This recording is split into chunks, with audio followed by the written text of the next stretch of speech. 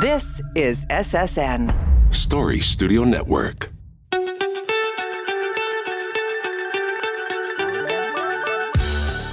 Hi, I'm Dean Gation. Welcome to the first episode of my podcast, Powerful Connections. For over 40 years, I've been involved in planning and building high-voltage projects. My company, DGG5 Advising, is the opportunity maker you need for your energy and construction projects. My guests and I are going to share our experiences and how we have brought projects to successful completion. For my first episode, I thought it would be good to have some help introducing myself. So I've invited Dave Trafford from Story Studio Network onto the podcast. Dave, thanks for being here. This is a little unusual for me because this is not my show, but I'm hosting this episode of Powerful Connections.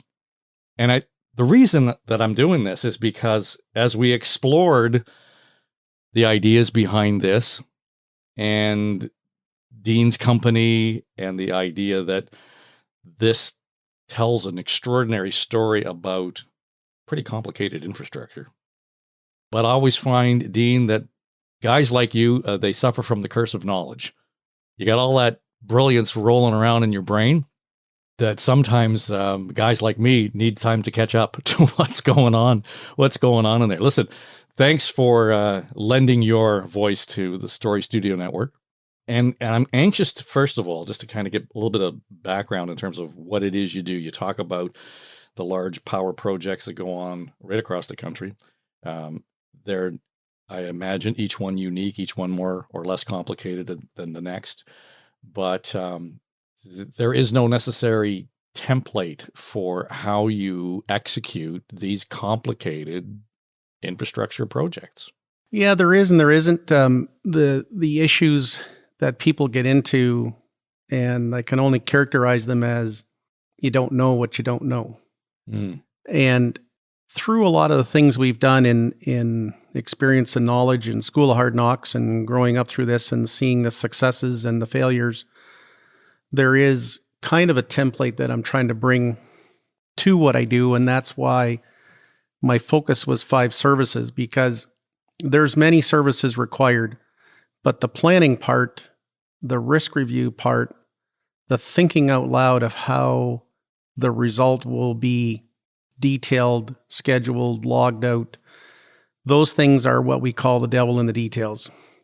And not knowing them or knowing where to start or who to talk to or who to connect to or who in the network is that subject matter expert, that's kind of where I've been. And I guess you call it project management. And I'm trying to help people manage their decisions and their directions and their strategy by not being that decision maker, but being that advisor.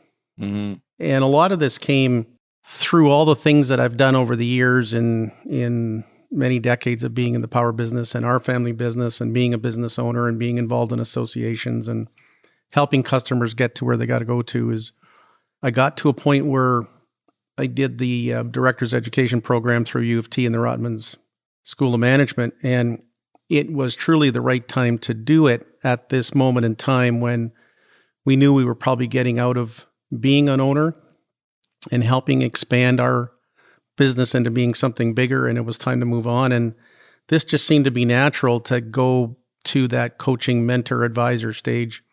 And I needed that formal push from the U of T to say, this is what you should do.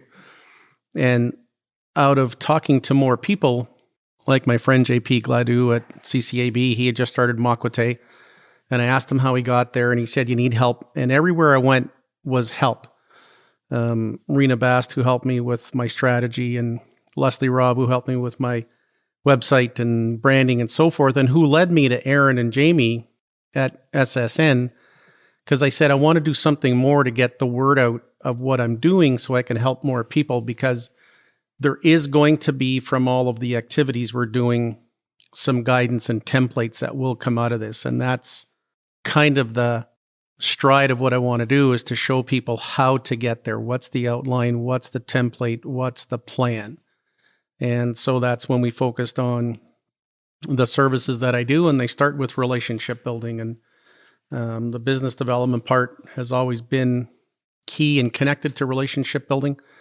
And then out of that, when you get inside with people that they say, you know, if we're trying to figure this out, this is what I want to do. This is where I want to go. So it's the plan to help them get to the successful closure of their project, their outcome, to build the right asset, to get the right solution. And there's many opportunities come along the way, many economic developments come along the way. And that's when we start talking about risk management and project planning and all those things. And there's a variety of people that I want to get to talk to about this. And it's going to be a lot of fun. But I think getting a start with you will be really good.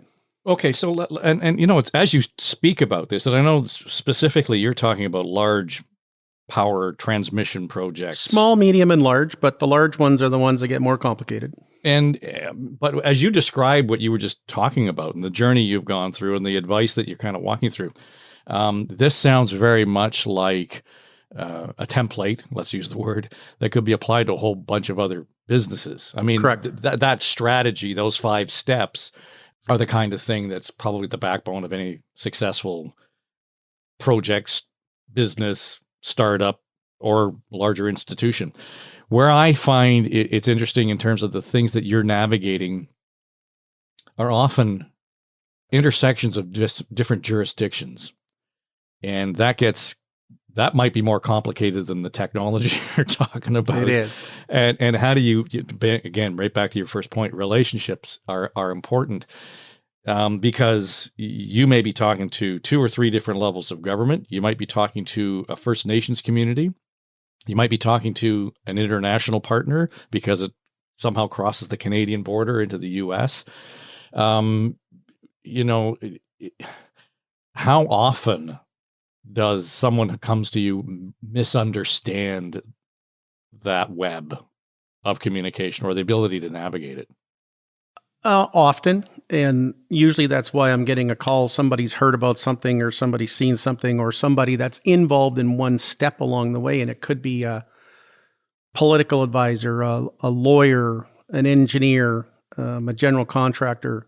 And it's to a point where the reason behind what we're doing right now with this podcast is for people to find out who to reach out to, where to reach out, because they are searching for somebody to help them navigate a big ordeal that's going to take time. You look at some of these projects, it might take 3 or 4 months to do a small project. And in that 3 or 4 months, you've had to do management plans, contract negotiation, subcontractor negotiations, First Nation, jobs fairs or partnering. There's a lot of things that you have to do and get the work executed. So how do I go execute that work and not stumble along the way? That's kind of where I try to help them to make those management plans, those management processes that a lot of companies are looking for and missing today. I can bring them to them, but I simplify them, because one of the things we had to do when we created our health and safety program and our quality management program was they had to be not an anvil around our neck, but a competitive advantage. We had to be consistent in what we did. We had to be good at what we did. We had to be unique in what we did. Not necessarily the biggest or the best, but really good at what you're doing, and the customer gets something different when they show up with you helping them. So I'm trying to bring all of those do's and don'ts, best practices, industry leading edge, competitive edge, to somebody to understand how that works for them. And it doesn't necessarily have to be in high voltage. I've helped do business development for engineering firms. I've helped in risk review for large general contractors. I help a right-of-way clearing fellow that's nearby. I help a civil contractor that's nearby. It's the mindset that leadership needs to give people the authority to go do their work, and then all of a sudden you've got resources that are performing. So, I mean, as you sort of outline the characters that you might have been involved with in terms of some of the sectors in the business, when I initially came to this, I thought, who is your first point of contact on some of these small, medium, large projects? But I gather that really the service you're providing is at whatever point along that process, you are helping that individual navigate the relationships that are required to execute the show. Yeah. And that's kind of where I want to get across, is that I enter the picture at different points and sometimes exit the picture. There's an engineering firm I helped in their process of trying to become a very good service provider to a very large provincial utility. And some of that needed the right meeting, the right focus, the right connections, the right understanding, and I helped them through it. They're really good. That's why they got hired. They're very good at what they do. They needed to understand the Ontario marketplace. They needed to understand where to start, and it took a couple of years, and we knew it would. The utility sectors and institutional areas, they take a little longer to do stuff, review stuff, make decisions on things, and now they're in a position where they're touching a lot of stuff, and I'm seeing them with other customers and other projects where they're playing this role as owner's engineer. And it's kind of cool to see it, but I know where the confidentiality lines are. I know where the point of conflicts are. And there's certain times where I have to tell people, I can't help you. I'm already helping somebody else in this same. So it might be two contractors chasing a job, and I'll have to pick the one that came to me first or pick the one that I've been working with. It doesn't happen very often, but it can. And my understanding of all of those idiosyncrasies of making sure I don't break the confidence of somebody or breach an agreement with somebody, that can get very critical. And understanding contract language and contract agreements is another part of what I do. And it's everything in insurance and bonding and banking and indemnification and liquidated damages and all the ugly things that get into contracts that you have to decipher, evaluate, and move on. So you either want to do the job and work with those things and understand how to manage the risk, or you say that's not for us. So that's decision making that you can help people get through. But I do enter owner's level at the absolute concept of day one. Well, how are we going to do this? I help established companies go do the next one and do it better. I help small subcontractors who are getting really good going, how do I get to know that general contractor or that owner? How do I get into that sector?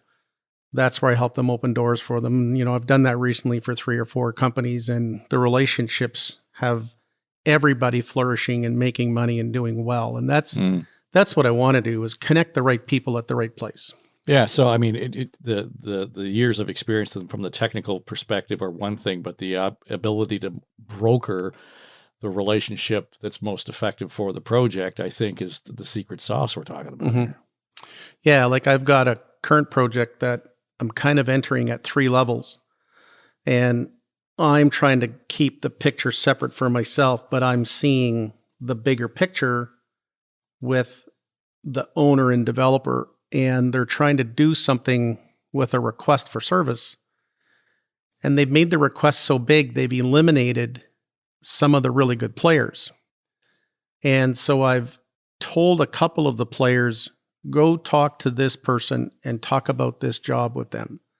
And then I've called the owner and said, we may want to negotiate something to help you solve this solution for your owner. So all those conversations go on without disclosing anything other than steering people towards the right arrangement, which is these two should get together and then go talk to this person, and this job's going to get executed, and it'll be successful. It'll be on budget, and it'll be a good asset for the customer. A lot of times people do an evaluation, and the first thing they do is the knee-jerk reaction to the cheapest price, as opposed to living with their evaluation on qualifications, past performance, references. Do they have the viability? Have they done this before? Have they worked in this region before? And there's some very major projects that are suffering because they got pulled into the business model of getting the cheapest price, and they end up in quite a dilemma, going way above and beyond what they could have done with a better evaluation and a better selection. So, well, but what you're describing so often is a governmental approach in many respects. Yes. We're going to look at the lowest bidder, and you kind of, there's a danger in that. There is a danger, but there's a danger in not evaluating. And part of the evaluation is scoring the price, because the price is critical, but the ability to do the work, the ability to perform, the response and the plan, are all part of that execution. What's your Indigenous engagement plan? What's your schedule say? Where's your allowances on this job? Have you done a good risk review? And yes, I see your price is low, but you've left this, and this out, or you've said these are extra. I need an allowance or a price, or you need to deal with these in order for me to truly compare. And that's where evaluations break down, is customers don't evaluate like for like. They just get a cheap price, and the devil is in the details again, and they get into the job and sign an agreement. And the next thing you know, oh, well, we said that, but this is what we meant. And so the evaluation and the disclosure before signing is a real critical one. And planning and evaluating is a big part of what we do to help people on both sides, whether they're receiving responses or doing the response, to help people respond to an RFP. One of the ones I'm doing right now is to help a large company and an engineering firm that have got together. And I gave them some philosophy of how to approach the first part of the project in order to be successful on the very big part of the project. So do you do keep your numbers down and work with the customer on the 3 to 5 million part to get into the planning part, and then show them the true identity when you've done the risk review for the $1 billion job. So don't try to make a big gob of money on the $5 million job. Go make your money at reasonable markups and profits on the bigger job. Mm-hmm. But you need the opportunity to go get the big job. For sure. And I know you're going to, that again, back to relationships. You've got 12 shows lined up here, and you got some really strong voices to talk about some of those very specific things that you want to get to. So we'll let people explore that as we release the show. We've got a few minutes here before we go. And okay. I said, we wanted to have you introduce yourself. You're talking about decades of experience now. And these are things, like I said, you got the curse of knowledge. These are things that top of mind, you can just rattle off. What brought you to this? Where did all this start? Without knowing, being born in the table of clairigation at his table and just watching what he did without knowing, you got steered into it. It got interesting. It got enticing. We had a family farm, and again, the other enticement was my mother Ida, who was an unbelievable lady and skill in her time and her giving and so forth. And that's who we became, as the givers and the communicators. And my dad worked hard at what he did, but we still saw lots of opportunities that we could do something different. The things we did as young people, you wouldn't do today.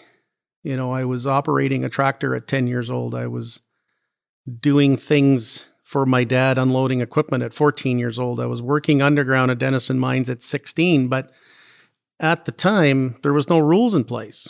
And a lot of that brought us to that, living and breathing some of the turmoil in the mining sector in the mid-70s and seeing some of the issues they had, the creation of the Occupational Health and Safety Act, living and breathing some of the good and bad of that, becoming involved in construction associations. By the time I was 27, I'd been in the field for quite a few years and had just about finished my education. And my brother called me the day I finished my schooling for electrical engineering technology. And I was about to go enjoy that with my schoolmates. And he said, we have to meet tomorrow. And I said, no, I won't be sober in the morning. So in a couple of days, maybe. So, I was enjoying the achievement of this, and he threw in my face, and we need to talk. And at 23 years old, I moved into the office. At 27, my brother and I bought my dad's half of the business out.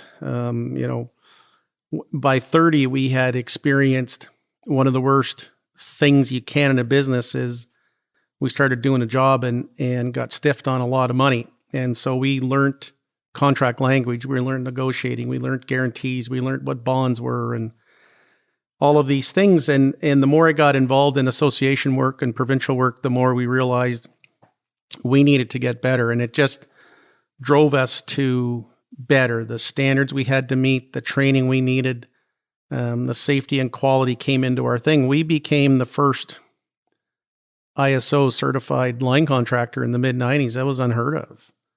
We wanted process, we wanted consistency, and we wanted to be able to plug people in no matter what the process was. And that was our mindset, was we wanted to be, again, unique, but we wanted to bring that to people. And we started doing projects we shouldn't have. We got into many, many big projects, Detour Lake, transmission line, Five Nations Energy, Lower Matagami River, many wind projects in Chatham, Tillsonburg, Sault Ste. Marie, Thunder Bay, and many other projects with some big contractors. And we got into many sectors. We realized we had to have other sectors in case some of them went down, and it was mining and pulp and forestry and generation and utility work besides construction work. And we learned all of those sectors and areas and the idiosyncrasies of contract. And then we educated ourselves, conferences, training sessions.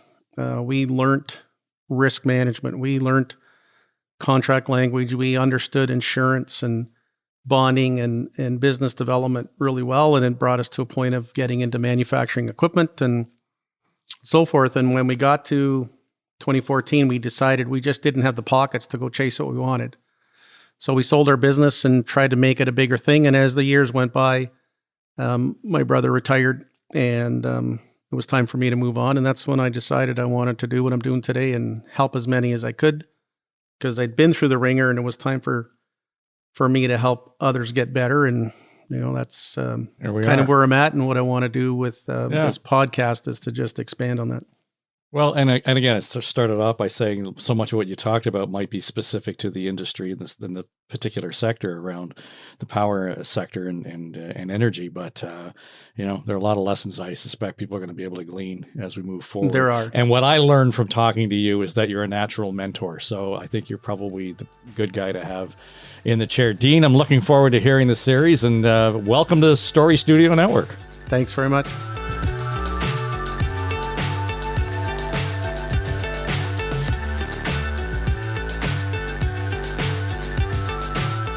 Thanks for listening to this episode of Powerful Connections.